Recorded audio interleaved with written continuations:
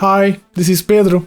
Today I want to share how I use the fascinating concept in music theory, the equal division of the octave, to shape a piece that I composed. I divided the octave in three equal parts, C, E and A flat in my case, and used these as anchors for the key changes. You may have heard about this idea in the context of the Coltrane changes. Equal division of the octave is central to that harmonic approach, but I'm not using it in the same way as John Coltrane famously did. Instead, I'm taking the basic implications of this division and creating my own roadmap. Developing your personal approach to any technique is a key skill as a composer or a musician. Let me show you how I apply this concept. The piece unfolds over three sections, each related to those three reference pitches. I start in C major, and that's the whole A section. These are all chords that you can find in the key of C, so no biggie happening here, but let's hear it anyway.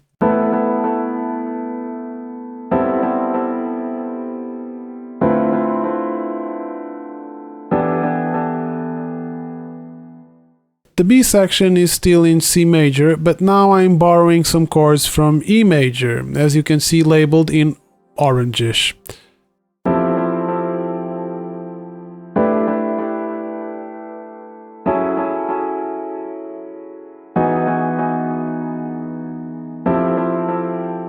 What I used here was a technique commonly referred to as modal interchange, which consists in borrowing chords and colors from other keys. In this case, I'm basically flirting with E major, but then I go back to C, as you heard, and you can see labeled in purple and orange. And lastly, the C section, which is almost completely in the key of A flat major, except for the last couple of chords, which I borrow from C major. Let's hear that part.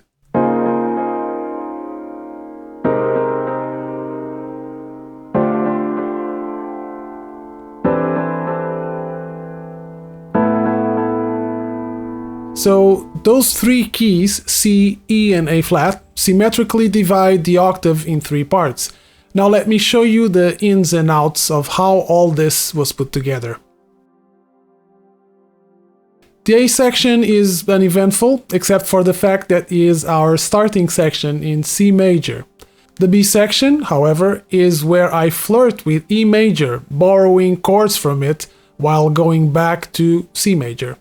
A nice way to sneak in these borrowed chords is by means of voice leading, where chord voices move as little as possible, and you may even be able to keep some common tones with the chord you are borrowing. This helps to smoothen the transition between chords that are out of key, as you can see here. One of the challenges I was faced with was moving smoothly from the B to the C section, or in other words, I was coming from borrowed chords from E, and then I wanted to modulate to A flat major.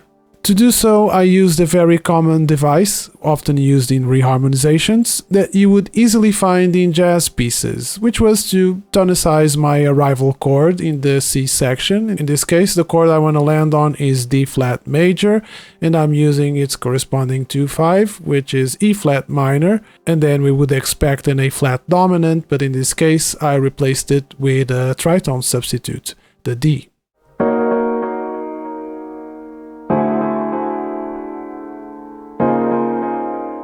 So there I was in the C section in the key of A flat major, and now I had to return to C major. This time I chose to anticipate the key of C major by introducing a couple of chords from that same key I wanted to land on, in this case the A sus2. The way I thought about it was to create a bass movement that would essentially lead me in the right direction to the A sus, and then harmonize it. Here the bass moves from C, a common tone in both A flat and C major, to D natural.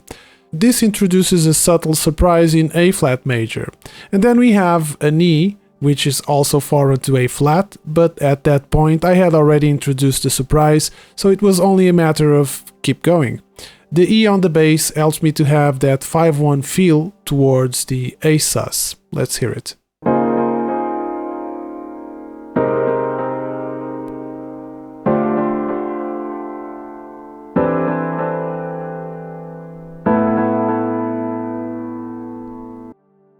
So what can you take from all this? Music theory concepts like the equal division of the octave, modal interchange, or the Coltrane changes can be powerful building blocks. But don't let formulas or well-known recipes dictate your music.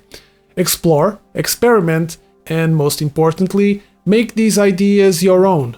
I'll be playing the full example for you to hear how these ideas come together. And if you found this insightful, please hit like, comment, and subscribe for more music theory explorations and composition breakdowns. Thank you for watching, and until next time.